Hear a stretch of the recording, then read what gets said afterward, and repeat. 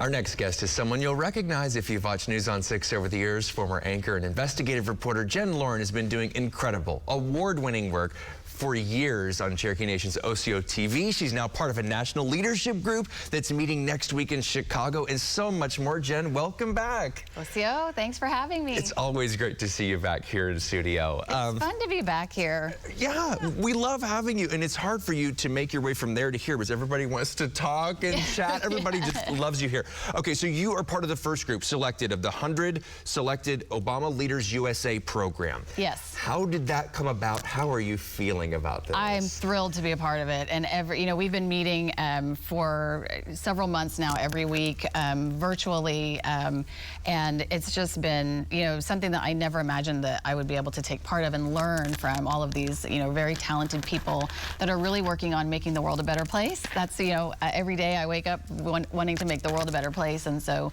being able to focus on that with other people who are like-minded and really develop strategies has been really amazing. I do want to ask about, you all are going to be meeting in person for the first time. So tell me about this, because it's so funny. We booked this interview, and then it's like, hey, next week, you're going to Chicago. You have a lot coming up next week. Yes, so I'll be, on Monday, I will be heading out to Chicago, and it'll be the first time that all 100 of the Obama leaders are meeting together.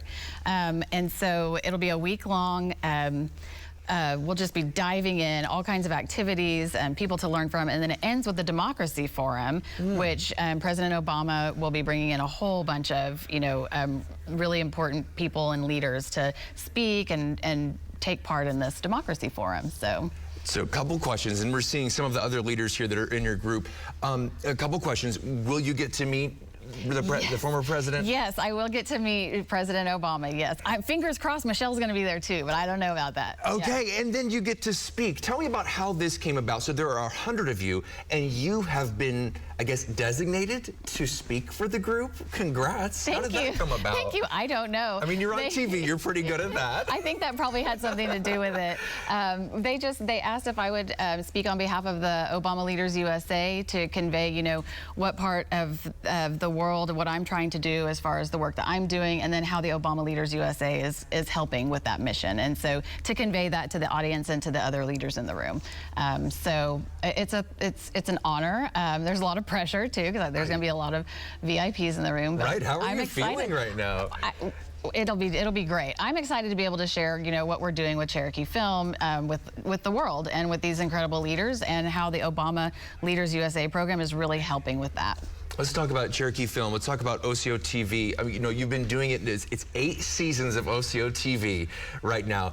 Do you feel like, since you started this, I feel like Native stories are being told now more than ever before with Osiyo, but also Killers of the Flower Moon and Res Dogs and Prey, the movie. Do you feel that this is a big moment in the last few years? It absolutely is. So, one of the reasons that OsiyoTV started was to share the Cherokee story, from our perspective, because other people have tried to tell a Cherokee story and, they haven't done it right, and so for us to be able to take our story into our own hands and share it in an authentic, beautiful, engaging way, it's been a very popular show, but we're not the only ones doing that. There are other, other shows on, all those that you just mentioned that are doing a great job of really bringing a Native perspective to traditional media and film. And so I think that there's been a lot of work going on, and there's a lot of work that needs to continue. I think we are seeing an increase in representation with those kinds of shows, but it's not enough, really. We're represented at a rate of less than 1%.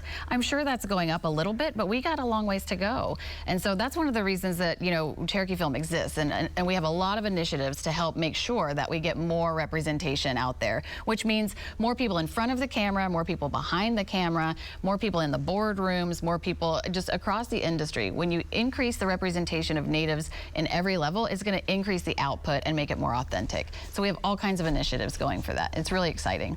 I did want to ask, of course, you have season 9 coming up. Can you believe that? Season 9. I can't. It does not seem like it was that long ago. Yeah, so season 9 is dropping of OsiyoTV in November for Native American Heritage Month. So, and of course, you can watch it on your TV. We try to make sure everybody has access to it. So we have a website, you can watch it. We have a YouTube page. Yeah.